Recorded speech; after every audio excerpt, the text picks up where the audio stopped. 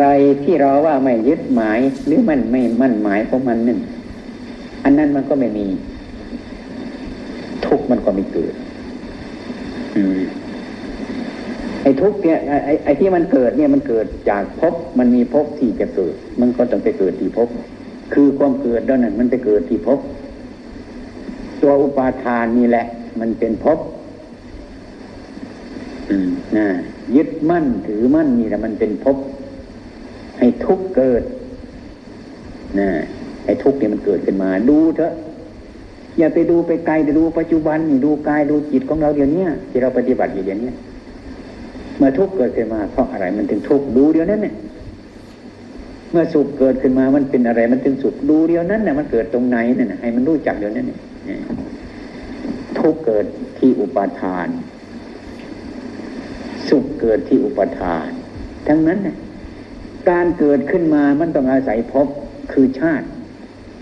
ถ้ามันมีชาติขึ้นมามันต้องมาจากภพมันจึงมีชาติจึงมีชรามีพยาธิมีมรณะโศกะปริเทวนาทุกข์ไปเลยไม่ต้องดูใครแล้วเรามันดูเดี๋ยวนี้อุปาทานให้เกิดสุขให้เกิดทุกข์โดยที่ไม่รู้ตัวถ้ามีอะไรที่ชอบใจกับอุปทานอันนี้ของฉันอันนี้ฉันชอบใจก็ดีใจเท่านั้นเนี่ยนี่แต่มันเกิดเมื่อไหร่มันเกิดเพราะอะไรอุปทานดูง่ายๆไม่ต้องดูมันนานหรอกไอ้สิ่งอะไรที่มันมีภพอันหนึ่งที่มันเกิดทุกข์ขึ้นมาทุกข์มันจะเกิดที่ภพนั่นทุกข์นี่คือชาติทุกข์เมื่อชาติเกิดขึ้นมาที่ภพมันเป็นทุกข์เกิดขึ้นมาตรงนั้นชาตินี้มันก็รู้จักที่เกิดมันคือภพสุขก็ดีทุกข์ก็ดีมันเกิดจากภพทั้งนั้นอันนึงจัดมาเป็นชาติทุกข์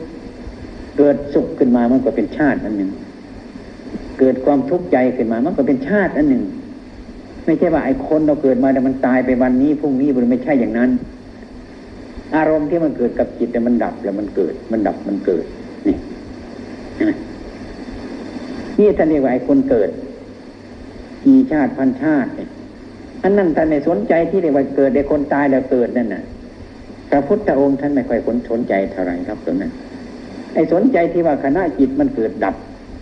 นี่มันกี่ชาตินี่ไงไอ้กายเราเกิดขึ้นมาแต่เกิดขึ้นมาเนี่ยเรายังไม่ตายกันเห็นไหมนั่งอยู่นี่แน่ยังไม่ตาย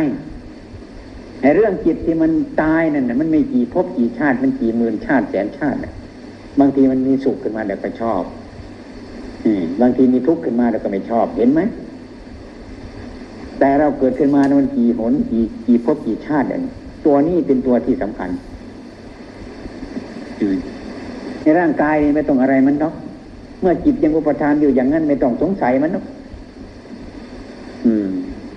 มันก็เป็นธาตุตัณหาเรื่อยไปนั่นแหละถ้าพูดตามทางปรมัตถฐานะของจิตอย่างนั้นเรากำหนดจิตของเราผู้ไม่มีปัญญาไอ้คนที่โง่ก็เกิดเรื่อยไปปรารถนาสิ่งที่จะเกิดขึ้นมาเลยสิ่งที่เกิดขึ้นมา